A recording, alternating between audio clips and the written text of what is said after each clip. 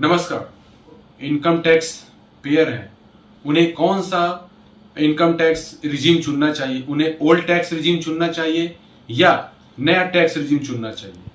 आज हम इसी के बारे में डिस्कस करेंगे, क्योंकि बजट 2024 पेश हो चुका है और इसमें कुछ नेक्स्ट न्यू टैक्स रिजीम में बदलाव किए गए हैं।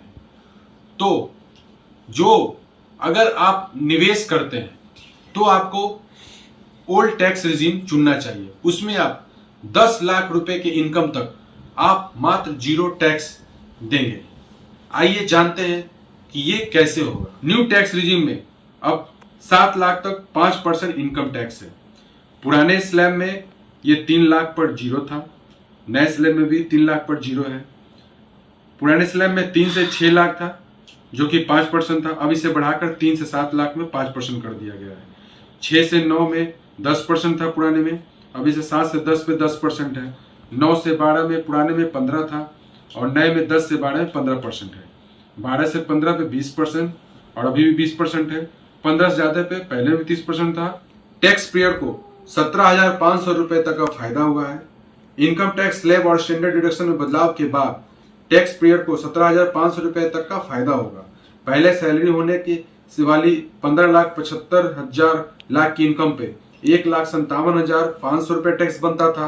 अब इन बदलाव के बाद 1,40,000 रुपए टैक्स बनेगा। जैसा कि आप ये स्क्रीन पे देख रहे हैं कि 3 लाख से 7 लाख तक 20,000 और 7 लाख से 10 लाख तक 50,000 टैक्स और 10 लाख से 12 लाख तक आपको 80,000 टैक्स देना पड़ेगा।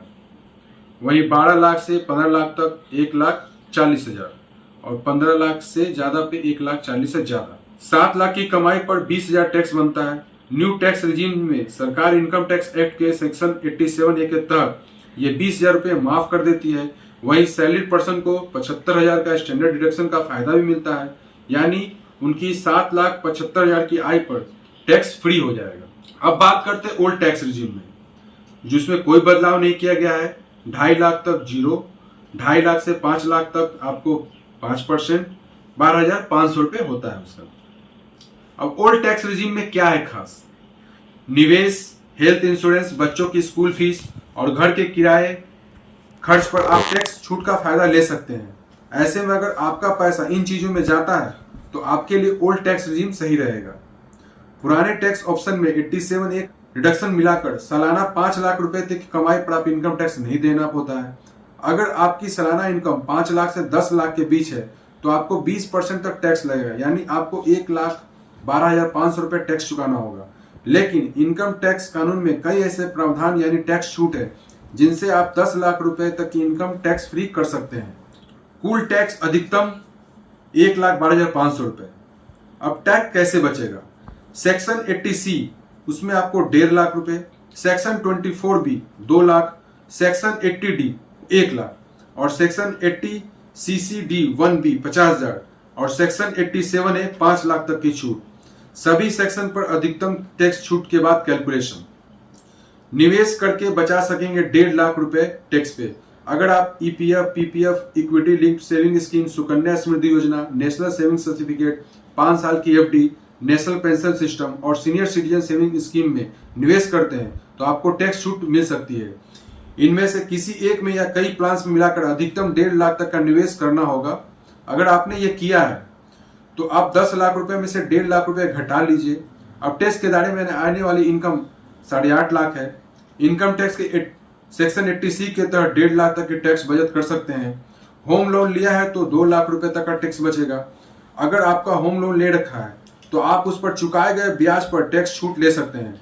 आपका इनकम टैक्स के सेक्शन 24B के तहत एक वित्त वर्ष में 2 लाख के ब्याज पर टैक्स में छूट ले सकते हैं। इसे भी अपनी टैक्सेबल इनकम से घटा दें, यानी अब टैक्स के दायरे में इनकी आने वाली इनकम 6.5 लाख रुपए रह जाएगी। मेडिकल पॉलिसी पर किया गया खर्च भी टैक्स फ्री है। सेक्शन 80D के तहत मेडिकल पॉलिसी लेकर आप 25,000 रुपए तक की टैक्स बचा सकते हैं।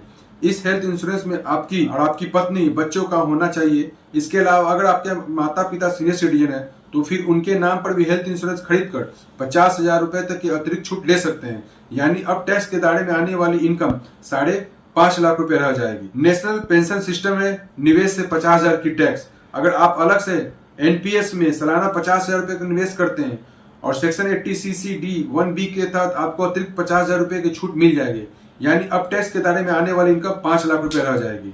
अब 5 लाख रुपए मिलेगा 87A का फायदा। इनकम टैक्स सेक्शन 87A का फायदा उठाते हुए 10 लाख रुपए की कमाई से 5 लाख रुपए को घटा दें तो आपके टैक्सेबल इनकम 5 लाख रुपए रह जाएगी। अब ऐसे में आपको 5 लाख रुपए तक जीरो टैक्स देना होगा।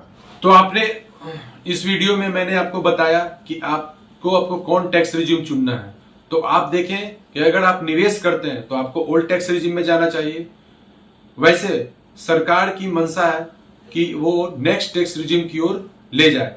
इसी के तहत इसमें आपने देखा होगा नेक्स्ट टैक्स रिजीम में कुछ बदलाव उन्होंने स्लैब में किया है। तो अगर ये वीडियो आपको पसंद आए तो वीडियो को लाइक करें, कमेंट करें, सब्सक्राइब करें। धन्यवाद।